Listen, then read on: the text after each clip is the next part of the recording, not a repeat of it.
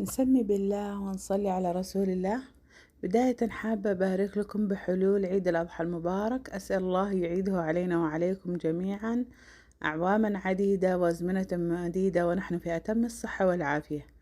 وبارك للحجاج حجهم، وأسأل الله يتقبل منا ومنهم صالح الأعمال.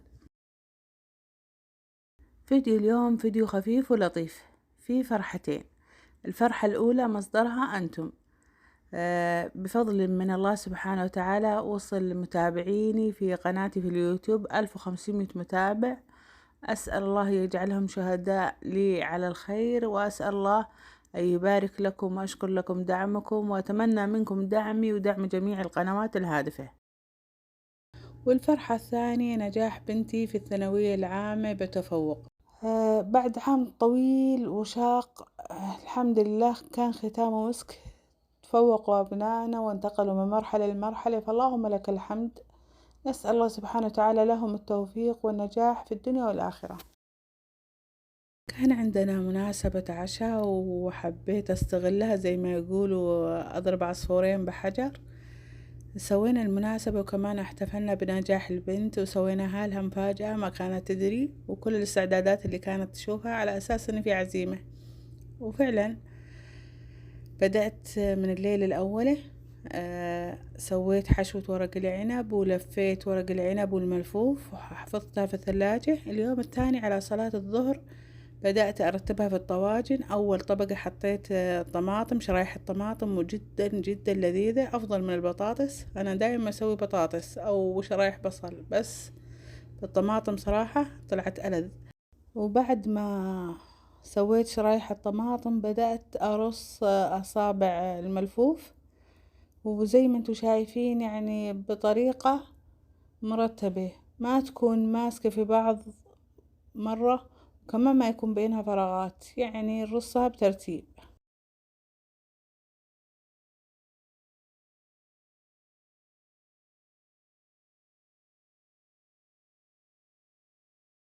وبعد ما انتهيت من طاجن الملفوف بدأت في ترتيب طاجن ورق العنب. الطبقة الأولى زي ما انتوا شايفين شرايح الطماطم، وأنصحكم فيها اللي ما جربها يجربها. بدأت أرص أصابع ورق العنب بشكل طولي في الطبقة الأولى، بعدين الطبقة الثانية بشكل عرضي، يعني نعكس الطبقات.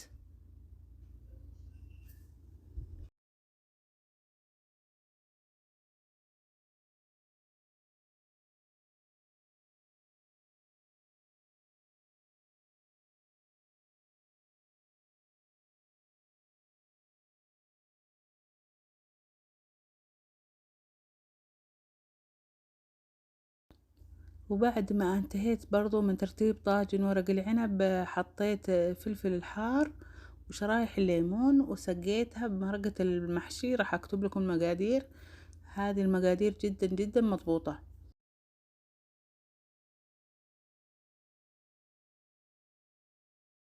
وفي ملاحظة مهمة حابة انبه عليها، ان تسوية المحاشي في الطواجن تختلف عن تسويتها في القدور.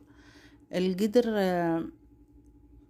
عادي لو ترتفع مستوى المرقة ما راح يطلع لبرا، وكمان مدة الطهي أقصر. أما في الطواجن فضروري تكون المرق تسقية المحاشي ضروري تكون بنفس ارتفاع المحشي نفسه، يعني لو تزيد شوية راح مع الغليان تطلع لبرا وتطرطش لك الفرن. وكمان مدة الاستواء أطول في الطواجن عنها في القدور، يعني في تسوية ورق العنب في القدر الضغط ياخذ مني ساعة ونصف. أول 10 دقايق على نار مرتفعة، بعدين أوطي عليه النار ساعة ونصف يكون مستوي تماما. أما في الطواجن فاستغرق مني ساعتين ونصف. دخلته الفرن على درجة حرارة 180 الساعة 1:30.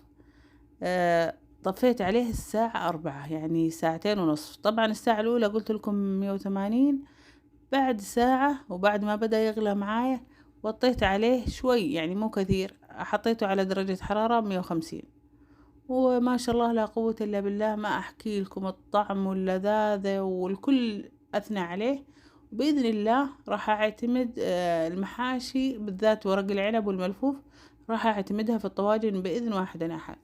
كمان قطعت شرايح الفواكه ورتبتها بالطريقة اللي انتوا شايفينها، وتعتبر من المقبلات وأغلبها من فواكه الصيف. الصنف الثالث معجنات، سويت فطيرة الزعتر وكمان ميني بيتزا. وبالنسبة للضيوف كانت بداية العشر وكنا متواعدين نفطر مع بعض، جابوا معاهم صينية كنافة وصينية بسبوسة وكمان معجنات وخبزة جنوبية. كانت يعني سفرة مميزة وأصناف جدا لذيذة، بس تعرفون مع تحضيرات الفطور ما مداني أصور. بالنسبة للتورتة أو كيكة النجاح فجبناها من هذا الحساب، يعني كانت جدا لذيذة وشكلها مغري جدا. وفي نهاية الفيديو أترككم في رعاية الله، وأستودعكم الله الذي لا تضيع ودائعه. سبحانك اللهم بحمدك، أشهد أن لا إله إلا أنت، أستغفرك اللهم وأتوب إليك.